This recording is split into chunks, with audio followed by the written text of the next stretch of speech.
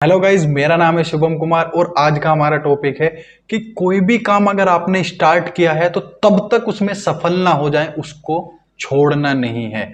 उसको तब तक मत छोड़िए तब तक आप सफल नहीं हो जाते। तो चलिए वीडियो को स्टार्ट करते हैं और वीडियो में आगे बढ़ते हैं। तो गाइज बहुत लोग रहते हैं जो अपने काम को स्टार्ट करते हैं लेकिन उसमें उनको कंटिन्यूसली फेलियर मिल रहे हैं, काम करते जा रहे हैं, फेलियर मिल रहे हैं और एक एंड पे आके मतलब पूरा एंड आ गए वहां पे आके उसको छोड़ देते हैं, जहां से अगर वो एक स्टेप और बढ़ा दें तो उनको शायद सक्सेस मिल सकती है, लेकिन एंड मोमेंट पे आके एंड पॉइंट पे आके छोड़ देते हैं क्योंकि उनको पता ही नहीं कि हाँ हमें इससे आगे सक्सेस मिलने वाली है। तो गाइज डेफिनेटली आपने जो काम स्टार्ट किया है उसको तब तक आप हासिल नहीं कर लेते, तब तक उसमें सक्सेस नहीं पा लेते, उसको छोड़िएगा मत। इसको आप एक एग्जाम्पल के माध्यम से समझाता हूं, एक कहानी सुनाता हूं आपको।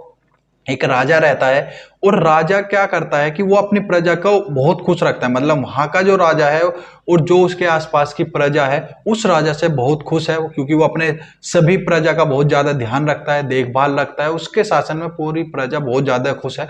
तो उस राजा का प्रदर्शन देखने के लिए, उस राजा को देखने के लिए एक विदेश से दूसरा राजा उसके यहाँ पे आता है। तो वो राजा उसकी बहुत ज्यादा खातिरदारी करता है, अच्छे से उसका ध्यान रखता है कि हमारे गेस्ट आए हुए हैं, तो बहुत ज्यादा उसका देखभाल करता है। और जब वो जो विदेश से राजा आया हुआ होता है वो जाने लगता है तो उसकी मेहमान नवाजी से बहुत ज्यादा खुश होता है और उसको जाते जाते वो एक पत्थर दे के जाता है जो कि बहुत ज्यादा अनमोल पत्थर रहता है।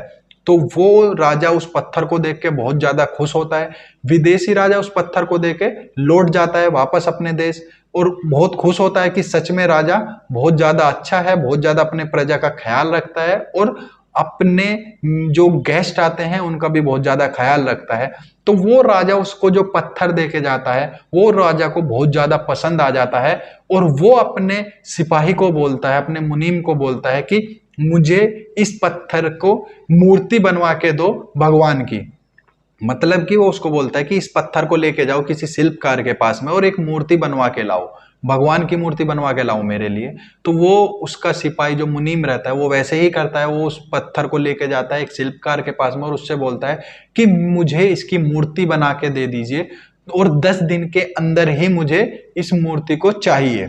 तो अभी शिल्पकार क्या करता है, सिपाही आ जाता है उसको पत्थर देकर, अब शिल्पकार क्या करता है अपने सभी औजार लेकर उस पे वार करना स्टार्ट करता है, उसके जो मूर्ति की शेप है वो देना स्टार्ट करता है, लेकिन उस शिल्पकार से वो पत्थर टूट ही नहीं पाता। बहुत ज्यादा ट्राई करता है, एक बार ट्राई किया नहीं टूटता है, दूसरी बार फिर से ट्राई करता है नहीं टूटता है और ऐसे ही करते करते 8 दिन बीत जाते हैं और फिर जब उससे नहीं हो पाता है, उससे नहीं टूट पाता है तो वो 9वें दिन उस पत्थर को वापस उस महल में ले जाता है और सिपाही को दे देता है।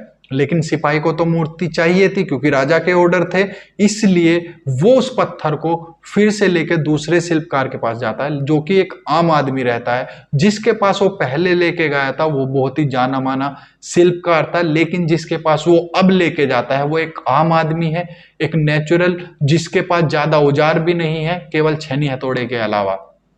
तो उसके पास लेके जाता है और बोलता है कि मूर्ति बनानी है और एक ही दिन में चाहिए।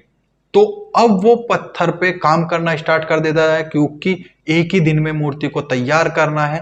तो वो जब शिल्पकार उस पे काम करना स्टार्ट करता है तो वो पहली ही चोट में वो पत्थर टूट जाता है। जी हाँ गाइस, वो पहली ही चोट में पत्थर को तोड़ देता है और मूर्ति के शेप देना स्टार्ट कर देता है। तो यहाँ पे सीखने वाली बात क्या है, क्या वो पत्थर एक चोट में दूसरे शिल्पकार ने तोड़ा या जो पहले वाले शिल्पकार ने इतने सारे उस पत्थर पे वार किए थे वो उनकी वजह से टूटा। तो गाइज यहाँ पे जब वो उसको मूर्ति बनाकर दे देता है शिल्पकार अगले दिन, तो वो सिपाही आता है उसको 100 सोने के सिक्के और बहुत सारे इनाम दे के जाता है।